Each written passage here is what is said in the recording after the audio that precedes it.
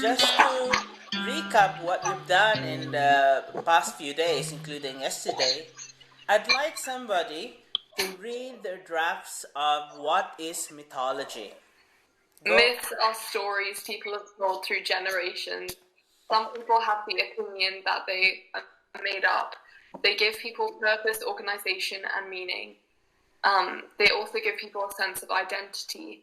They can be memorized through poetry or singing. These stories are transmitted orally. In modern day, people often dismiss the wisdom of these stories, imposing modern day consciousness onto them. Yeah.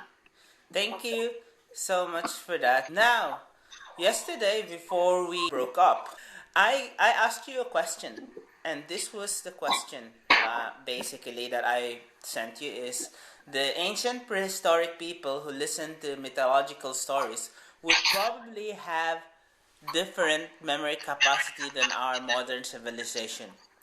Why is their memory different from our modern methods of remembering? That was the question that I wrote. Why do you think? Because they didn't have to remember as much, probably. Yes, okay. Now, that's a good thought. Yeah, they don't have to remember as much. Now, what else? What else? That's a good one of good answers there.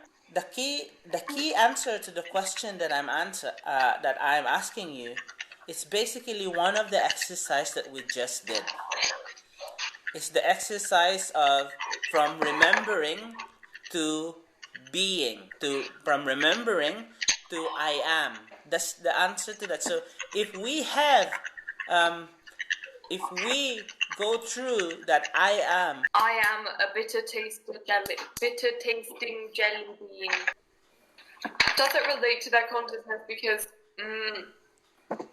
they don't have like a past or a present or a future kind of thing, like in memory. They just have a now, like they're in the present. So it's like I am right now. Basically, they are one with nature. And when you are one with nature, do you need to remember things? No.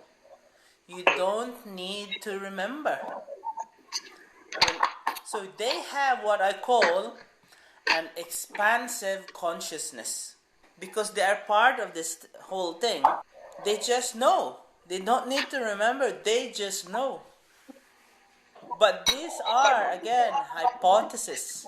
Do they need to like say, oh, what's the color of my house or far away? No. Because their consciousness reaches out to the distance. It even reaches out to the clouds. And so there is the idea that they are one with nature.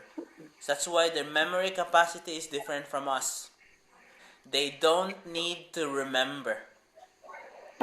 That's why there's no memory. Okay.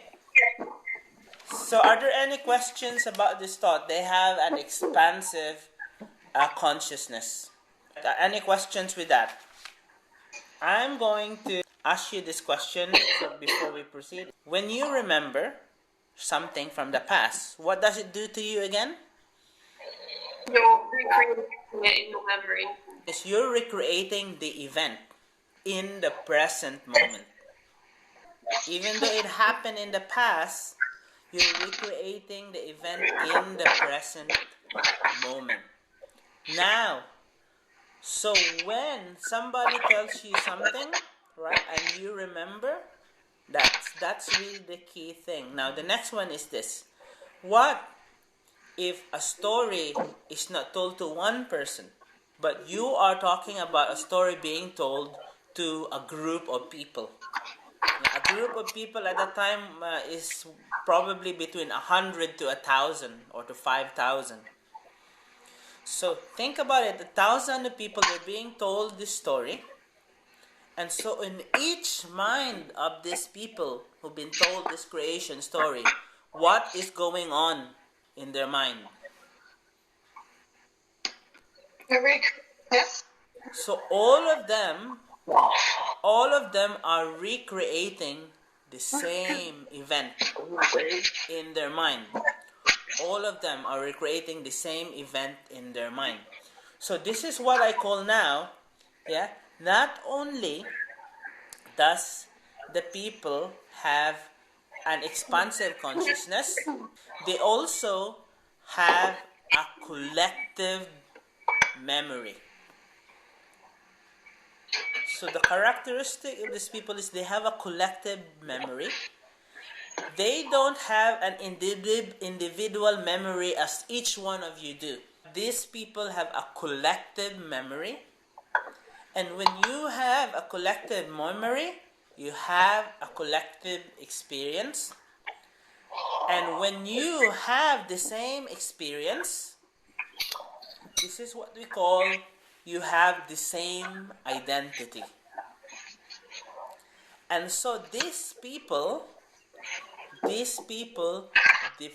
stories that people listen and create for themselves defines who they are.